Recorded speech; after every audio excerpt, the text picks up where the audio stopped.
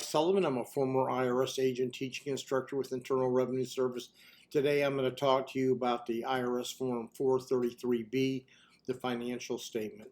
Welcome to my YouTube channel. I was a former IRS agent for 10 years.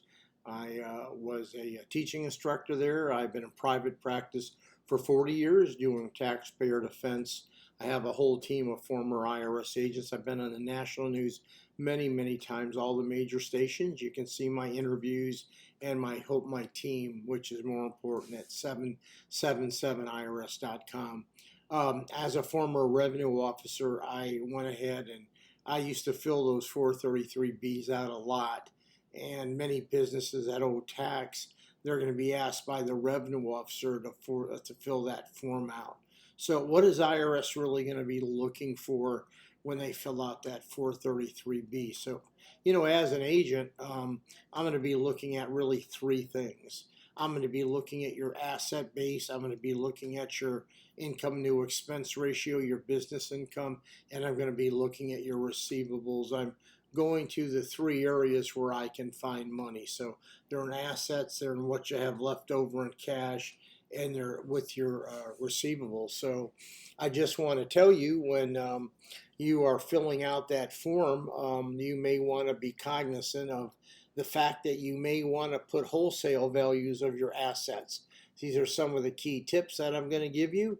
You may want to just go ahead and put if that asset is worn out or whatever, don't put a retail value down, because IRS is going to think you have more. Put a low fair market value down, a reasonable low fair market value that you can sell that property at, because IRS is really looking at wholesale values in case you have to sell it.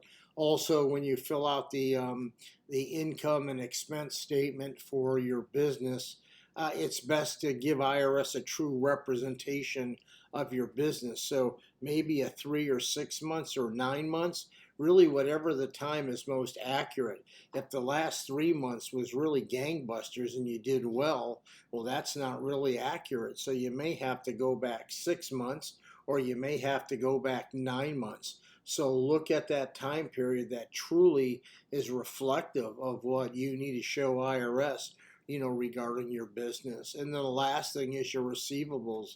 I don't put 30-day receivables on there.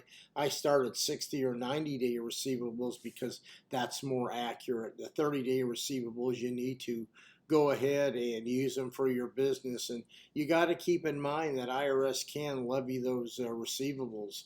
So it's a good idea to start at 60 days and let IRS know you're giving them a 60-day receivable list. You don't want those receivables ever levied by IRS. If the revenue officer levies them, they can put you out of business, because once the word gets around that IRS is poaching there and looking around, some people won't pay you. The word gets around and your name's going to be mud. You must keep those receivables from being levied. That's why it's good to have representation, just really for that receivable list alone. So anyway, if you have IRS debt and and a revenue officer is working your case, us being former IRS agent revenue officers, we know the system. We can really help you. Thank you. I'd appreciate a subscription. Gave you everything I had. Thank you.